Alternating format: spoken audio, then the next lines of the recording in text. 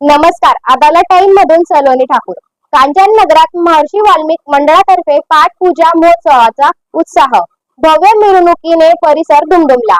कांचन नगर परिसरातील मोठ्या श्रद्धा आणि उत्साहात पाठपूजा महोत्सव साजरा करण्यात आला। या महोत्सवाचे औचित्य साधून भव्य मिरवणूक काढण्यात आली।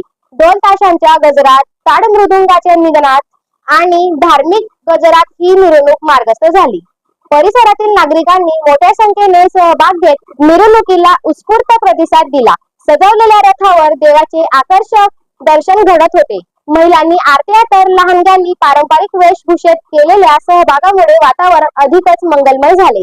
संपूर्ण परिसर दिव्यांच्या प्रकाशात उजळून निघाला होता।